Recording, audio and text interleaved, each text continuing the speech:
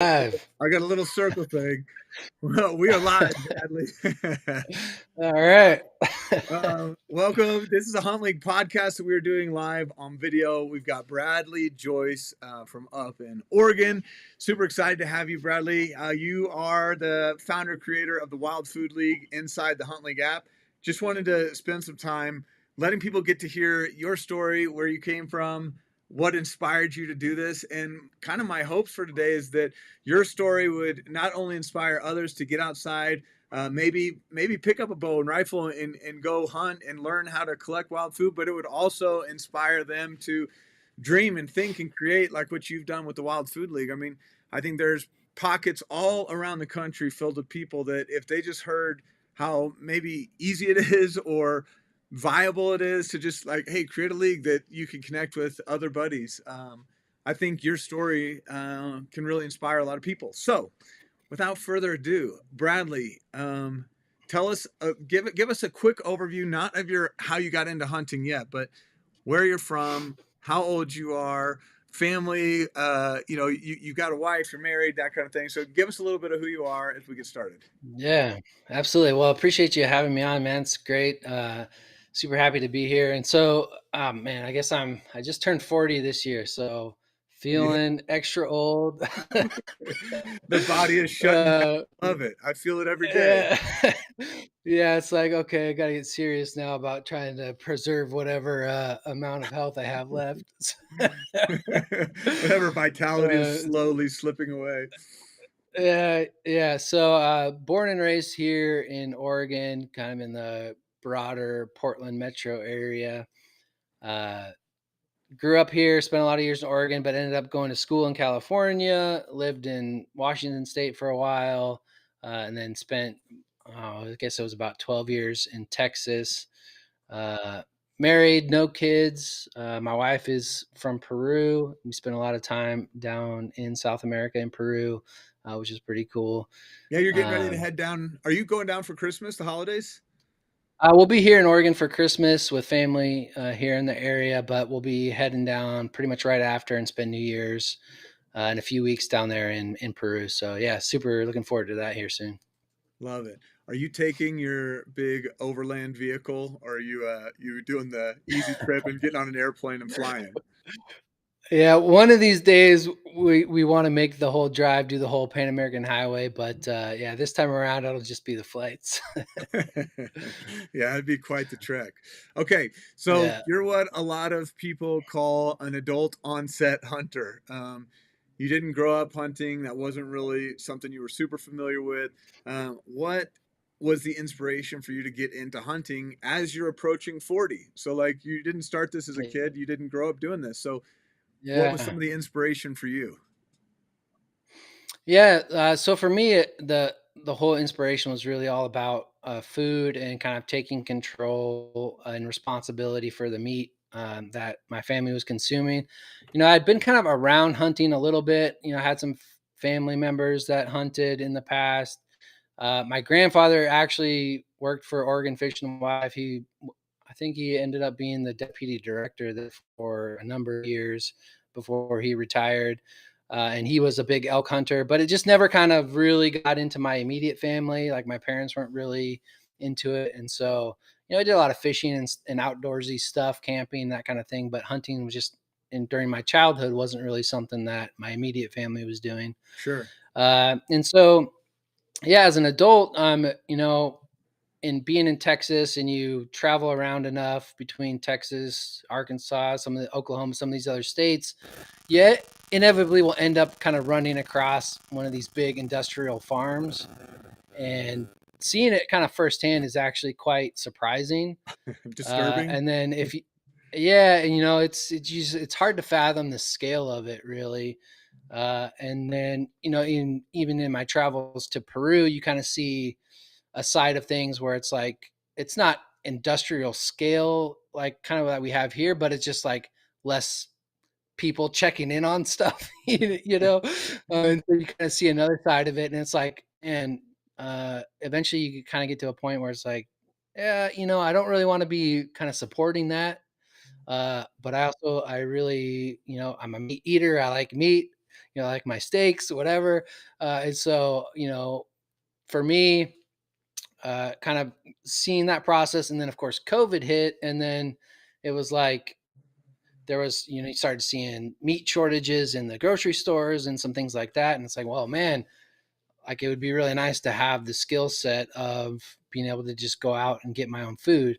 And so that was kind of like the initial genesis, was kind of those two things Yeah. combined. And then, I was kind of in a place professionally where I had some time to like learn some new things. And so as I was kind of turning 38, I was like, okay, you know what? I'm going to start hunting. I'm going to be responsible for my own food. I'm going to go out and I'm going to get it. I'm going to butcher it. I'm going to cook it.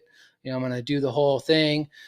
And so, yeah, that kind of inspiration just started the process of, as an adult without a lot of people around me that were into it, just, okay, how do I go figure it out? Yeah. And So is COVID really like a catalyst to help push you into that just because of what you saw on a global scale there where like, like I don't know, supply chains were getting so messed up?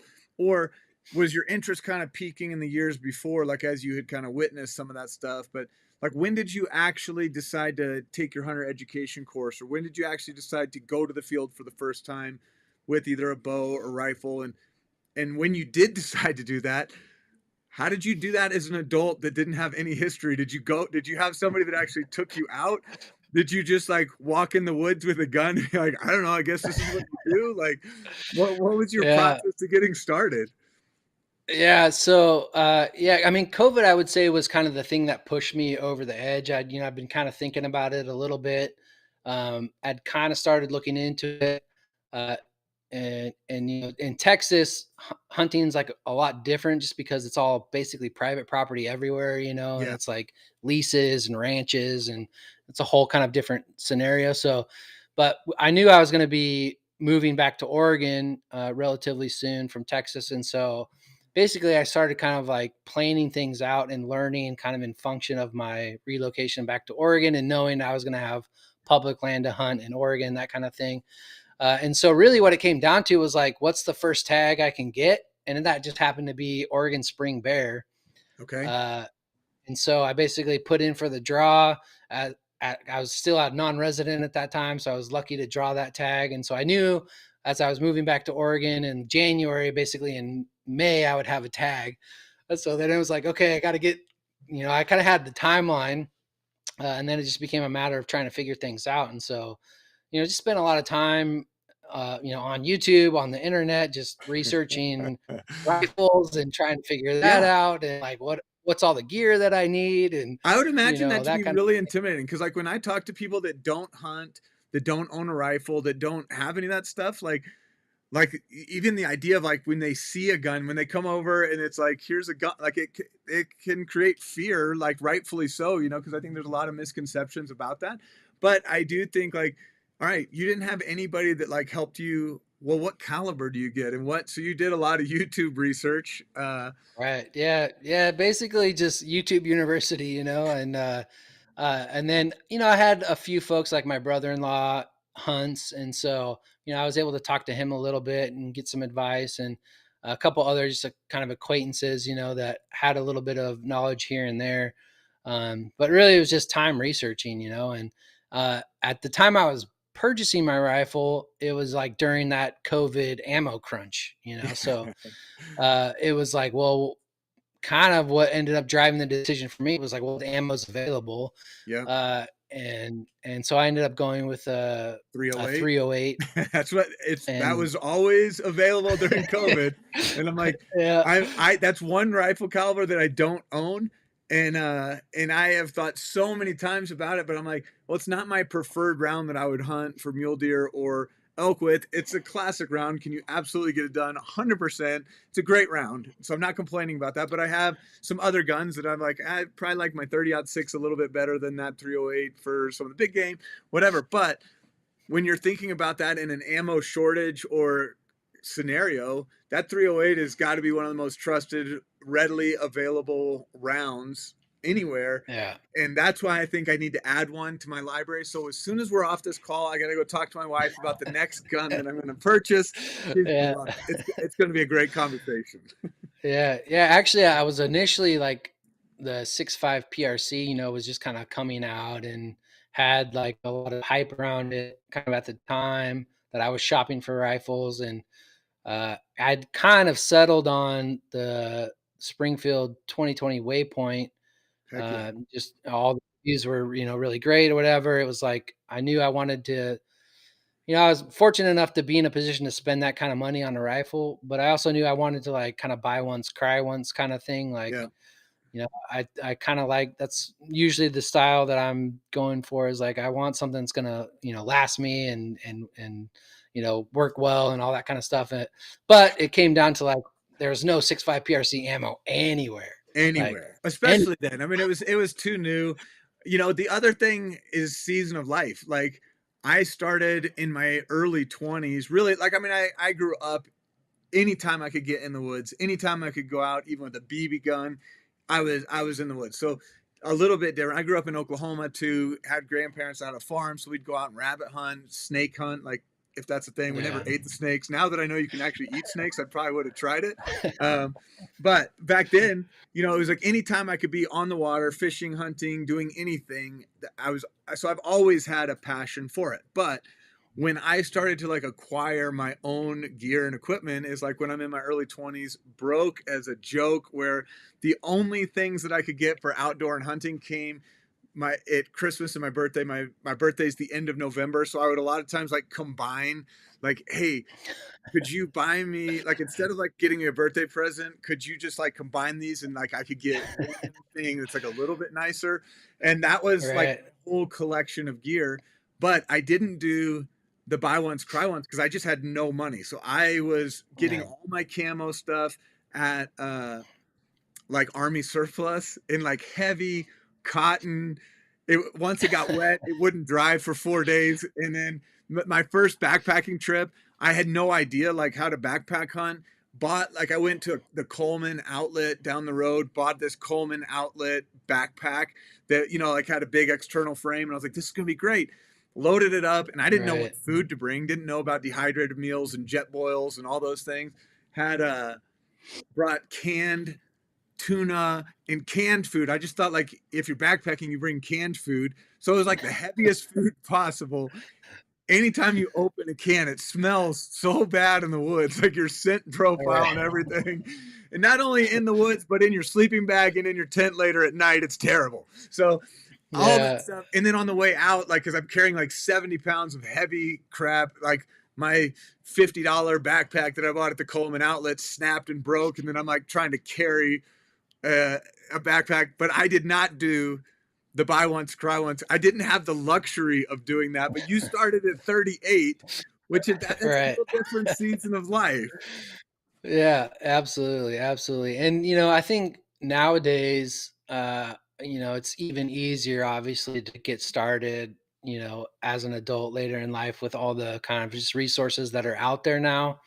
And even just your state resources. A lot of states have learn to hunt programs as an Yep. adult and that kind of thing. I didn't end up going through any of those, but there's a lot of resources out there like that now, which I don't think, existed, 10, 15, 20 years ago, or whatever it is. So it's definitely, I think, a little bit easier these days. Um, but yeah, so, got the rifle. I actually got the rifle in Texas before I moved back up here to Oregon. So it's like that first day at the range was like, oh, what do I like? I don't, they gave me like the basic range etiquette, and like bare minimum, and that was it. And I was like, okay, well, now what? Being out there basically on my own, like, basically watch the videos on how to bore sight, and then I, watch videos on how to set your scope up and all this kind of stuff, and so I just basically tried to take in as much information as I could about the whole process, and then as I was wading through it all, just trying to apply the different bits and pieces, as I could. So finally got up here to Oregon as that spring bear tag rolled around, and then I just went out in the woods and was winging it, man. Like, just hoping uh, hoping a y- bear was gonna come by, but not eat you, but like come by within yeah. rifle range.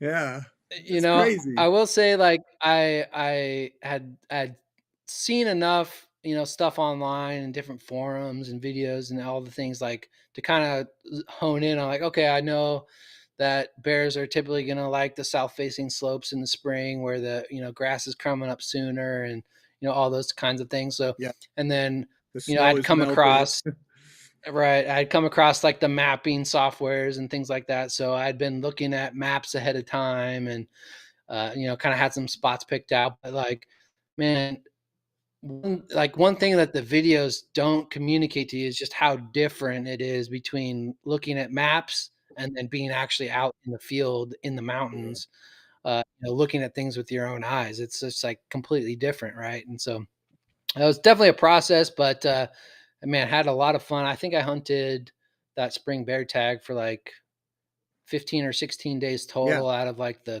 30-day season or whatever it was. Saw 4 bears that entire time. Didn't get a shot opportunity, but had a blast and learned a ton. So Now, it as a was new cool. hunter, you see these bears. What prevented you from a shot opportunity? Because I think sometimes people are like, wait, you're out there with a rifle and you see a bear. Why didn't you just shoot the bear? Like, so in those Yeah. scenarios, what prevented you from being able to pull the trigger and be successful?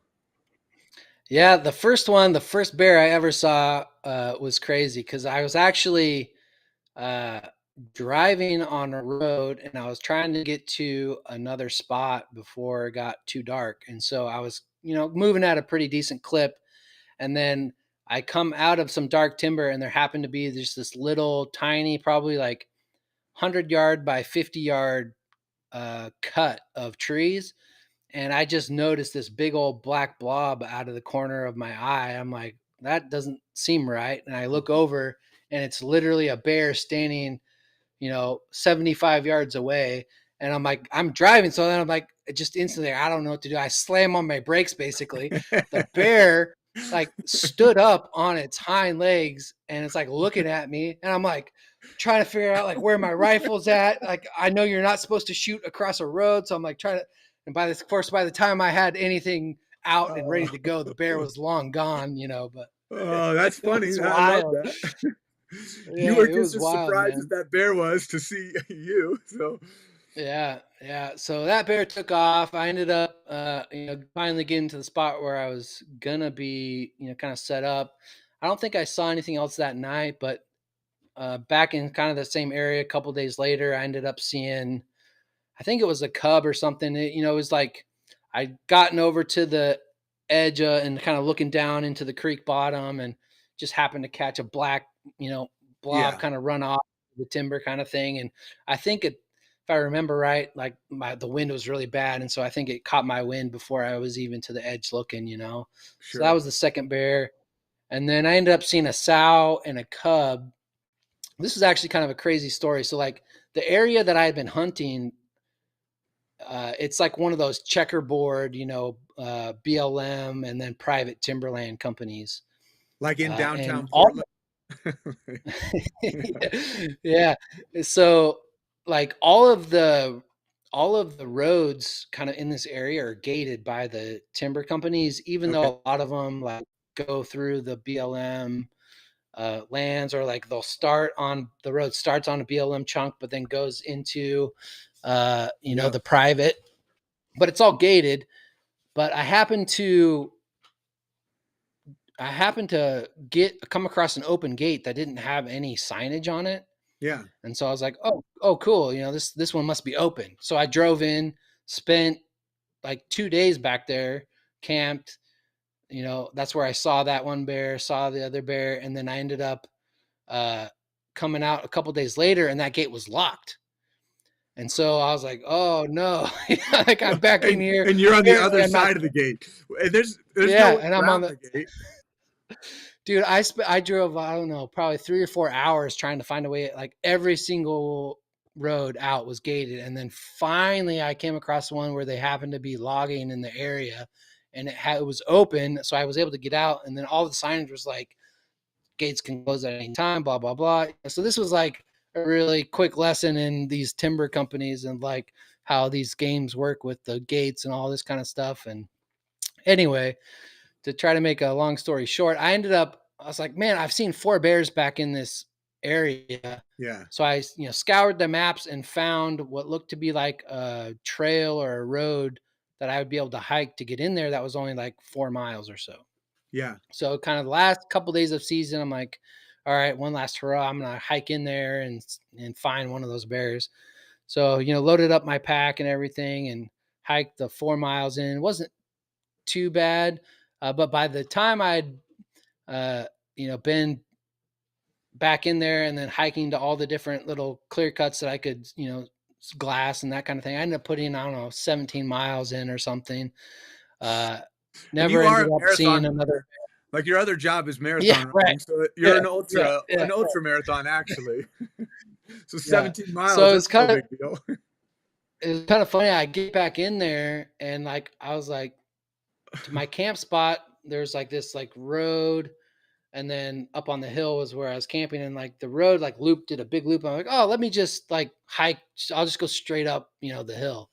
So that was a mistake, but it ended up taking me like 2 hours to get up this like super steep hill. But I get up there and I'm like sprawled out because I'm like so tired. I was like trying to catch my breath, and all of a sudden this other hunter comes like walking from a little bit further down the ridge. He had been sitting there glassing bears across the little canyon there for like an hour while I've been walking up this whole ridge and like finally getting up there. he was he was super surprised to see me, but he ended up trying to get over there and get on those bears, but it ended up being a sow and a cub. He thought it was just a Okay. sow initially. So those were the last two bears that I saw that trip. So yeah, first one, scared both of us out of there. Second one winded me, I think, and then the last one, a sow and a cub, which obviously you can't shoot. So That's yeah, it was a quite a heck of a first hunt.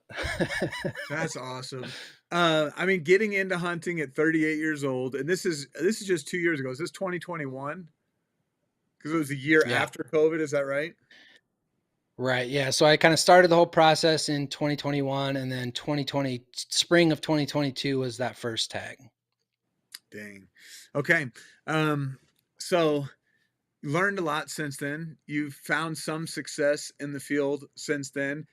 You've also documented quite a bit of your journey.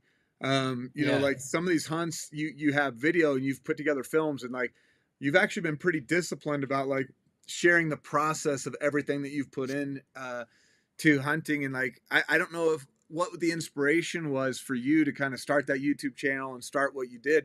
I mean, probably a lot of it came from you watching a lot of YouTube channels in order to learn that information. And then you just decided, well, if I'm going to start, I'll like document that and help people that are also in your same shoes, understand what the Yeah. process is like getting started. So explain a little bit about your YouTube channel and, what the inspiration was for that. Yeah, so I mean, I've always kind of been into video and photo stuff. I did photography professionally for a while, and so it's always kind of been just a little bit of a hobby.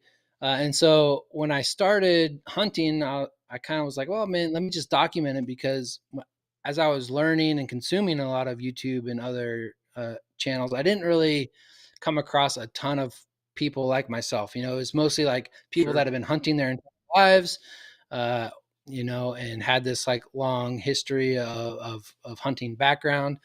And so I thought, the whole kind of concept was basically like, well, maybe there's somebody else out there, like me, who's coming down it as an adult, or just doesn't have a lot of people around them that hunt and that kind of thing. And so, I'll document my stuff. Maybe somebody finds it helpful. At a minimum, maybe they learn what not to do, you know, and then we can kind of just help each other along the way as that community grows. So yeah, it's been really fun. It's obviously it's a ton of work to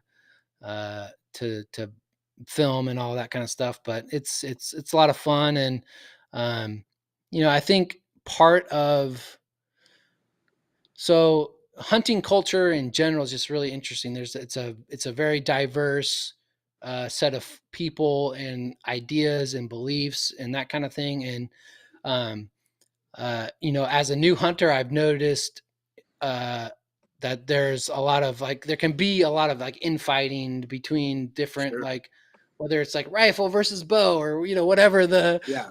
thing is. And Yeah. so to me, part of it too was just like, I'm here because I want meat and I'm really interested in the food aspect.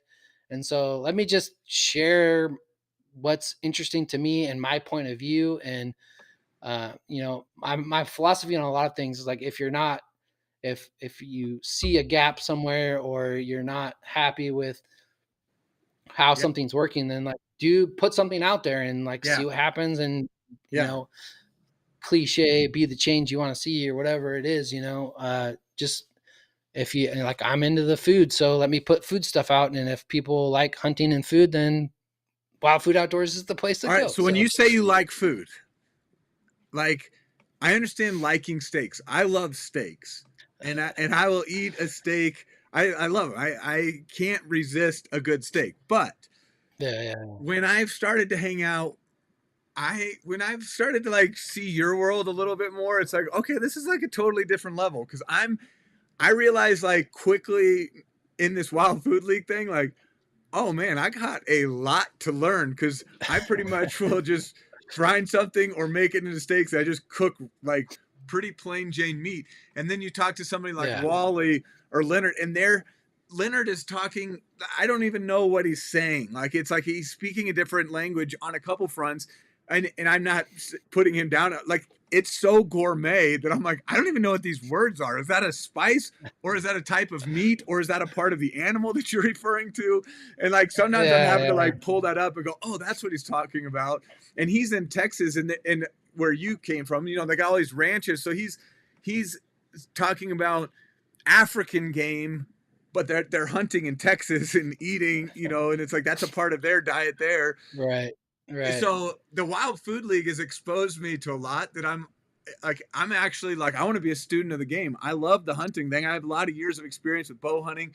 I'm learning more. I wouldn't say I'm an expert by any means in rifle, but over the past year, I've spent a ton of time like understanding everything about like shooting a rifle because the real desire out of that for that just came because I've got two boys that I'm raising up now, and they play football during September when it's archery season. So they're gonna naturally yeah, like when they can hunt is later in the year during rifle.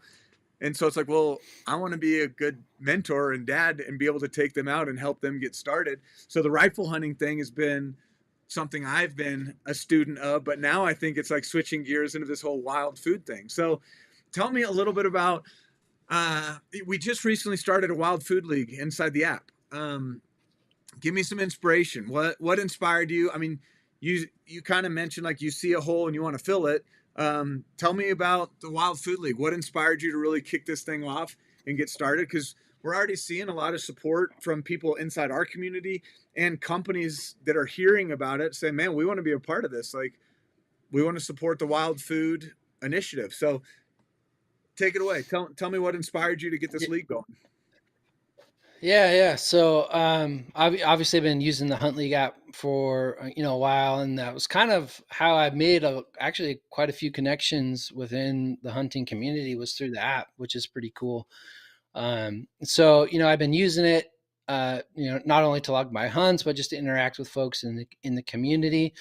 And then as the time's gone on, I was thinking about it, and it's like, well, it'd be cool to have something that was sort of like, kind of quote unquote an off season league where, it's like not necessarily about, archery or species or in, any particular thing. Like while we're hunting, it's like, well, what comes after? And obviously, a lot of us are out there getting meat, filling the freezers. Um, and so it just kind of seemed like a natural extension of like, well, let's kind of do something around food. And like, you know, having sort of the overarching goal in my mind of like how can I promote the food side of hunting? It just seemed like a perfect matchup of like how can we create like there's already this sort of kind of infrastructure in place, and how can we apply the food side of things into that infrastructure. And then so coming up with the idea of the Wild Food League just seemed like a perfect match. And man, Yeah. it's like I basically talked to you about it. I was like, "Oh, that sounds cool. Let's do it." So and then a few weeks later, here we are. Obviously it's been a little bit more work than that, but Well, I mean, Um, one of the just things that you mentioned just a minute ago, though, is like how much like infighting there can be inside the hunting industry. Like for whether it's over a species thing, methods of take, whatever.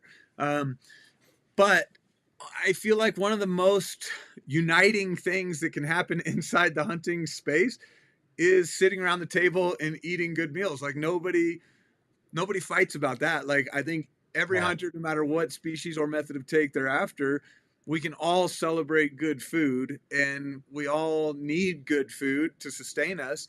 And there's nothing like I mean, wild meat. Like there's no antibiotics, there's no hormones, there's the health benefits of it, and then you got guys like Wally that like I told Wally I was like, hey, I need to come up to your house. Like he lives an hour north of me, but like you talk about bone broth and you talk about doing all these things. It's like I just need to see it with my own eyes. Like I don't know how to make. Like if you told me to go make bone broth, like right now, it's like I think you just boil something, but then I don't know what you do. It just sounds like boiled nastiness. But uh, uh, it's yeah, like I need to learn these things, and by creating a league like this, it's gonna help. Here's what I'm already seeing this happen. It's gonna help people understand how to use more of the animal than what they're currently using, which I think is a big thing. Um, like I leave the bones in the field because I never saw a value in bringing them home. But now I've got Wally that's talking about like, what are you doing leaving the gold in the field? And I'm like, what do you mean? Like, it's a pile of right, bones. Or, right, I've never yeah, cut the tongue out. and I think so much of that too is just like how people learn hunting. Because so often it's just like, okay, my dad hunted, he taught me this, maybe my grandpa or an uncle or, somebody. And so it's just sort of this like tribal knowledge that's kind of just continually passed. And so, like, if your group of people who taught you didn't do a certain thing or, did something a different way, it's like you weren't necessarily exposed to all these other, Yeah, ways of doing things or,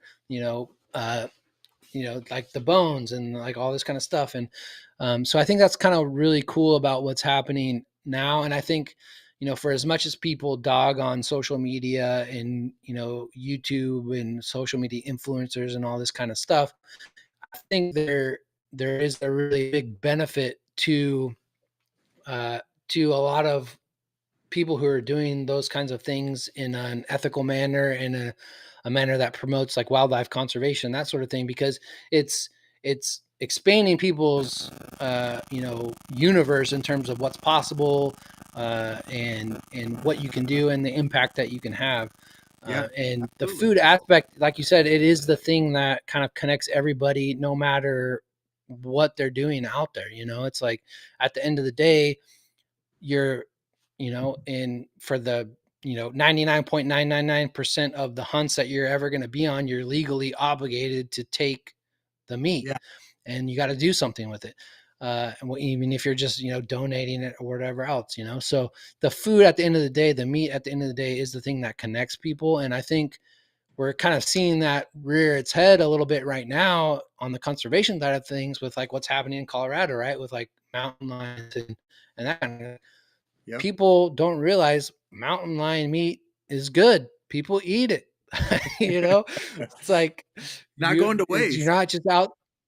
You're not just out there, Yeah, willy nilly shooting animals for the fun of it. And so, and that's kind of the point, the important part to me. Like, there's certainly, this whole idea of trophy hunting that's out there. There are certainly are people out there, I mean, who are probably breaking laws and doing whatever. And but it's like, what do I want to put out into the world, and what do I want to celebrate? And that's like, man, there's this awesome resource that's just this clean, really healthy food. And it doesn't matter the species or how it's taken or anything else. But at the end of the day, it's something that can, sustain you. And just trying to promote that concept, is what it's kind of all about for me. absolutely. So I'll give just a quick insight. So if somebody's ends up watching this or listening to this podcast later, the Wild Food League is something that's inside the HuntLeague app. The HuntLeague app works kind of like a digital hunting journal. There's a section in our community page where you can go to the leagues page. The leagues as it's something you say, yeah, I want to join this league. There's a message board and threads so people can communicate inside the league. You can share hunt logs, pictures, videos, stuff like that inside leagues. Um, so it's a way that can kind of get people connected, but it's also a place where we have different outdoor companies and sponsors that see what you're doing and have jumped in and supported it. And we get to feature some of the products and things because there's outdoor companies that have incredible products for people that are pursuing wild game. And with a little bit of effort, I mean, you said, hey, I'd really like to do this Wild Food League. You sent a couple emails, sent some messages and social media, and you had multiple companies respond. And these are companies that I've never reached out to because, I've kind of stayed more in a lane of like, it's a September archery league, or it's a predator hunting league, or it's a waterfowl league or something like that. So our leagues have traditionally been about either a certain type of species, a certain method of take, something like that, where then there's companies that are providing those specific products to that group of people. Well, with the Wild Food League, it really does encompass all species, all methods of take, and it opens up a whole nother door for new sponsors to kind of participate. So tell me a little bit about some of the sponsor companies that have jumped in, some of the products, some of the things that are part of this Wild Food League. And at the end of the day, somebody's going to win. There's going to be a league winner, and you're going to be the one that kind of selects this league winner. So tell us a little about some of the products that are in it, and then how somebody can potentially, like, what's a little bit of the process? What are you thinking for somebody winning the league at the end of this? Yeah, it's been really awesome to see the support from kind of this broad group of companies. Obviously we have some companies that are in the hunting space, and that's kind of what they do. But then we also have some companies from the kind of culinary side, I would say, as well. And it's been really cool to see those companies be supportive of hunting and the whole kind of concept of wild food, and then what we're trying to do with the league in terms of promoting. And it, for folks that might be trying to think about, oh, I might be interested in kind of creating my league, but how would I go about, getting sponsors and that kind of thing? It's literally been as easy as, just finding somebody at the company, typically in like the marketing department or something, Sure. like that, but just sending a simple email and like, hey, this is who I am. This is what I'm about. This is what we're doing. And one thing I would say that I did do in my emails was like I said specifically, this is different than your typical Instagram giveaway. So a lot Sure. of companies get hit up for products and stuff all the time, and I wanted to try to like stand out a little bit from that. So, but just kind of basic email, and a lot of folks were just if they didn't accept right away, then there's like a couple clarifying questions and then off to the races. So we have some really cool companies. I actually have a couple things here. We'll see if they, this is one I'm really excited about. Oh, you have Steelport. one. That's the Steelport, and Yeah. that's an Oregon-based company, right? Yeah. So they're here in Portland, Oregon. Oh, that is Uh, sick. just absolutely beautiful chef knives. Have you used that They're yet? Yeah, so one of the things that was pretty cool is most of the sponsors, in addition to providing the prize, they sent me an additional product to use in for marketing the league and using in some content on social media. So I've actually been using the knife. Man, it's absolutely gorgeous. Like carbon steel, hand forged here in the United Oh States. my This gosh. absolutely beautiful Oregon maple That maple? burlwood hand. Oh, Yeah, and so I toured their factory, and they do everything by hand. I mean, they're hand sanding all that stuff down. It's just oh my absolutely goodness. That is a work beautiful of stuff. art. That's a work of Yeah, art. yeah. Their I whole I, I just pulled up the league inside the app because I wanted to see like, hey, the first thing on there. Which way do I gotta go? We got the wild food stuff. I'm digging that. But here's that yeah, Steelport knife. Oh my yeah, gosh. yeah. Retails for over four Absolutely hundred dollars. awesome. That's a legacy. That's like an heirloom quality. That's not like something you just go buy at Walmart. That's $465 knife that somebody's going to Yeah, win yeah. Wild Food League. That's crazy. That's Lifetime beautiful. lifetime warranty, free sharpening. You know, you just send it back and they'll sharpen it, send it back for you. So yeah, pretty cool. Uh, Another one on the side, if I can lift this huge heavy thing, Ooh. Finex cast iron. So I actually been cooking this one. Uh, Another Portland company here in Oregon. They've been super supportive of the Wild Food League and just kind of the food aspect of hunting as well. So winter will be getting one of those pans. Absolutely awesome. Also Yes. on the cooking side, thermopen. These are great. This is like a secret weapon in the kitchen. Thermometer, meat thermometer. So if you're not using one of these, just to like check the internal temperature of your steak, so you're every time you're just right at the perfect temperature. Winter will be getting one of those, and then like my medic, you know, not a culinary thing, not a food thing, but obviously they're very involved with hunting and outdoors and safety and all that kind of stuff. I'll be providing one of these first aid kits. Hey, This is their I will say sidekick you're model, saying which it's is not pretty cool. cooking Just or tons of hunting. stuff packed in here. You said it's not cooking or hunting, but I will say the times that I've Well, with cooked this knife. the most have been when I've been in the kitchen, you know, whether it's opening a can or running a knife in the wrong direction. And it's like that's when you actually need a My Medic kit more often than just walking through the Yeah, woods. yeah, absolutely. So yeah, I mean, those are just a few of them. You know, another one, Aqua Tabs, kind of just came on recently. These are just little, you know, water purification tablets. Obviously, everybody needs clean water when you're out hunting and camping and that kind of stuff. So, yeah, just lots of really great companies. We partnered up with Howl. We're going to be giving away a Howl for wildlife membership as part of Yeah. the league, That which I conservation really love. aspect is huge. Yeah, cutting edge firewood, crew, wood fired ovens, like basically everything you would need to like cook up amazing meals with your wild game. Man, this price package, I think it's like 2,000, $2,500 worth of stuff. So Yeah. yeah, one winner. It's gonna be pretty cool. And that so the league ends at the end of March. So people can share some of their holiday dishes, what they've done with some of the stuff that they harvested through the fall, whether it's small game, big game, waterfowl, anything. You can share kind of those Right. recipes inside the app. What are other ways? Because you set some stuff up like on Instagram or YouTube. Because I've seen quite a few people now that are creating videos, posting them to YouTube, and then just sharing the link inside the HuntLeague app saying, hey, if you want to learn this, you know, here's how you would do this or that, you know. And but when they share something like that on YouTube, on Instagram, on Facebook, how do they tag it? How do they connect? How does the ecosystem live outside the app and also kind of impact people that maybe don't have HuntLeague?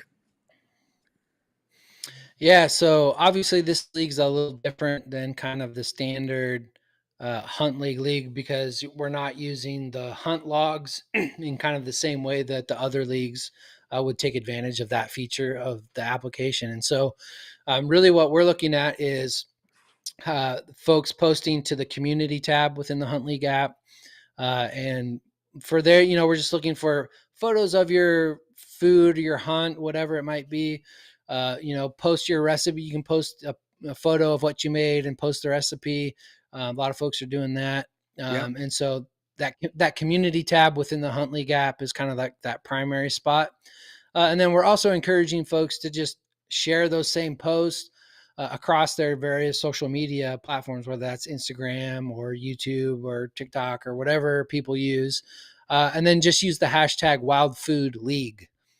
And so I'm keeping an eye on those hashtags across all the platforms. sure. And then we'll just kind of factor all that in at the end of the league. And really, what we're looking for is the kind of the general overarching idea is just celebrating the wild food, right? Just lifting that piece up and saying, hey, here's what I'm eating. You know, I went out, I got this, you know, venison or elk or whatever it is. These are the meals that we're cooking up. This is how I'm sharing it with friends and family. Yeah, Exactly. you got people just already you're inundating. Hey, oh, that's you. I was like, that's one of Yeah. those Finex. I was like, check out that skillet. Yeah, Um, yeah, yeah, people just sharing the recipes. It's awesome. Yeah, so it's been pretty cool, yeah, to see that activity within the app and see folks sharing. I mean, some of those recipes look pretty good already, not gonna lie. Yeah. Well, I mean, that's the thing where it's just inspired me to go, okay, there's a whole new approach to this. And I've spent way more time thinking about like what I'm gonna do in the field. And I mean, just from the simplest thing, like this week inside the Wild Food League, Leonard was saying something about not rinsing your meat. Because it kind of, I guess, I don't know what the right word is, but like impregnates the meat with all the grime and the stuff that you're trying to rinse off. He's like, no, you're like soaking that flavor into the meat. He's like, you towel it off, you shave the meat, you do this. And I'm like, man, I think every time I've like done quarters before I've like ground stuff up, it's like, just spray it off, get the loose hairs, and then I'll take like a paper towel and like, hit it. But they're like, dude, you're ruining the meat. And I'm like, I didn't know that. Like, that's just how I've done it. Cause it's like, oh, there's dirt on it. There's hair on it. Just spray it off. And I'm like, no, like, don't do Alright. that. I'm like, oh, okay. Like, Yeah. Yeah, um, and, that's kind of the cool thing too, I think about some of the food aspects of this kinda stuff. It's like, uh, you know, there's sort of like this level of, like, gourmet chefs that are out there, and then there's, like, all I know how to do is make a steak and potato, and and pancakes. then there's kind of like going from, yeah, steak and potato and pancake to like a mid-range, like, like, okay, we don't need to make the most gourmet thing ever, but like just kind of taking a couple steps up. Like it's not actually that difficult to learn like some of these little basic things. And so I think that's one thing that's pretty cool about this league is some folks that have a little bit more experience on the culinary side, sharing some of those ideas, some of those tips and tricks. Yeah. And then a lot of times it's a couple really simple things that take a meal from, just your average everyday meal to like, oh man, that was great. Like, Yep. and the, anytime you can give somebody, especially if you can give a non-hunter an experience with wild food that rivals what they might expect out of, just a normal steak or something like that, that's an opportunity to take somebody who's indifferent to Sure. hunting or maybe even anti-hunting and kind of change their perspective a little bit when it's like, oh, we can create these amazing meals and experiences with this wild food. Yeah. Like you already mentioned, like people don't think you would eat bear or eat mountain lion or things. I'm like, no, bear meat is actually incredibly delicious. Like, and I would say anybody that's curious about like, all right, going from the bottom of the basement on the food department, which is me, where my wife is like, whenever she leaves town, it's like the kids all kind of starve because like, well, what are we eating? It's like the only thing I know how to make is like eggs and toast, So we're back to eggs and toast, guys. But and I'm actually super excited because one of the things that like elevated my understanding of like what you could do with wild game was when we were in Oregon, you canned that bear meat, and it was so simple. You have a YouTube video. It's on the Wild Food Outdoors YouTube page, canning bear meat, and so then it was like there's also like the thing of like what you imagine in your head. I'm sitting there like, can't is canned meat sounds like spam or something. Like, do people even want to have canned meat? And then you go from that like mindset to like, okay, we just canned it and really not knowing what it would taste like or what it'd be like, to then a couple days later eating that, like making, again, you say they're not Philly cheesesteaks, but it's a cheesesteak sandwich because you don't want to be crucified by people that say, like Right. that's not a Philly because of this or that. But those sandwiches were unbelievable. The meat, the texture of the meat, I mean, it tasted like pulled pork. And I was like, it totally changed my perception of like what I could do with meat. And I was so bummed that I didn't get an elk this year because I was planning to can a good portion of that meat for multiple reasons. One, it's shelf stable. It doesn't have to be refrigerated or frozen, and it's shelf stable for actually like years. Like as long as air and Yeah. oxygen is not getting in there, like it's being preserved and it's not going to go bad. Um, if like I've had times where I came back from an Alaska fishing trip, had my freezer full of halibut and salmon, had the breaker trip in my garage, come back a couple days later to everything Mm, being destroyed and ruined. And if you're talking about like, devastating. yeah, creating processes though for something that would be sustainable, you're not relying on a power grid, you're not relying on something. It's like you could can meat, shelve it, and like I'm in my basement right now, you could put it on a shelf in your basement, and the cook time difference between canned meat and grabbing frozen meat out of your freezer is huge. Like, so if we wanted to come home and make a quick meal, it's infinitely easier to grab that canned meat, pull it out. You can make tacos, you can make, put it in spaghettis or pastas. There's so many things that you could do. It really opened my Yeah. eyes. Like, I didn't know that until I did that, had that experience. And the difficulty factor of like, well, I don't know what that would be like. When I saw it, I was like, I'm a guy that knows nothing about the kitchen, but I could do this. Yeah. Yeah, it's a great, if you're somebody who's like always ended up with 30 pounds of pepperoni steaks after getting their deer for the year or whatever, it's like, well, you could take, half of that pepperoni meat, can it, and then you have like this whole other genre of potential meals that you could pull from. And like you say, the convenience factor is just not even contested. So Yeah. yeah, it's and it's like that kind of knowledge sharing, I think, which is really cool that's happening in the league right now, like in the community tab, right? It's like people sharing these different tips and tricks and things that they do, and it's like, oh man, I never thought of that, or this whole other avenue that's opened up now because I've just learned this new technique from somebody who just felt like sharing Yeah. it. So that's pretty Somebody in the cool. community. Well, I mean, here's what I get so excited about. I'm super excited to have somebody that just stumbled into the Hunt League app. Like you're not a paid Hunt League employee. You're not a hunting professional. You're Bradley that got into hunting 2 years ago. You live outside of Portland, Oregon. But you had this desire to do the wild food thing. You've connected and found community inside the app. You saw this hole and it was like, man, why don't we have something that celebrates the food? And it's already generating and creating kind of community activity and buzz. Um, Not only that, but then you took the steps of like, well, I know there's companies out there that want to get their products in front of hunters and people, and they want to support this community.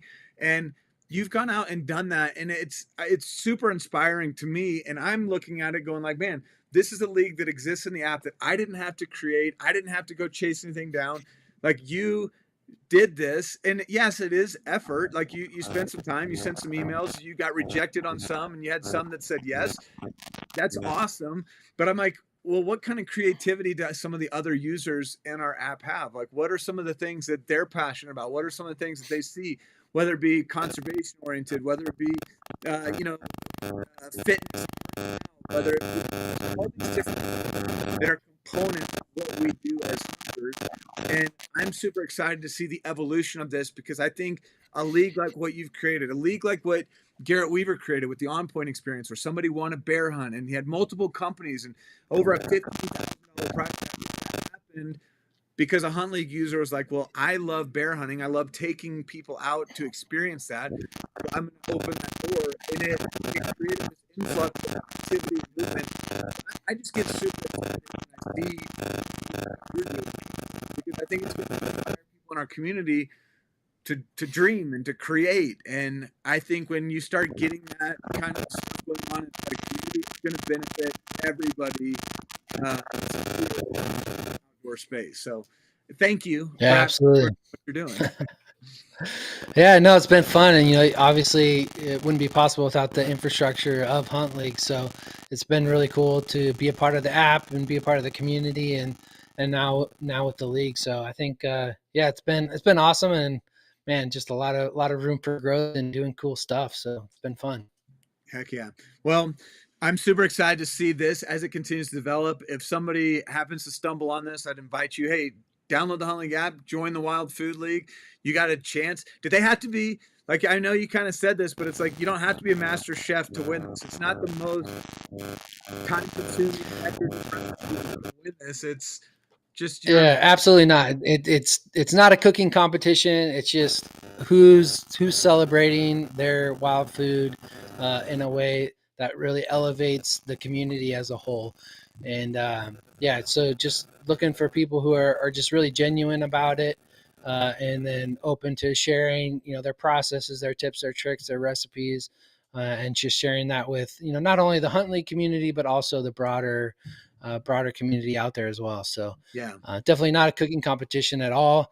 But Lots of really cool prizes to motivate people. Hey, here's something that I would be excited about, and I'm like, I don't know if there's ever a day where this would work, but I would love to do like a Hunt League cook-off thing, and it's like, all right, to do a cook-off, you got to be present.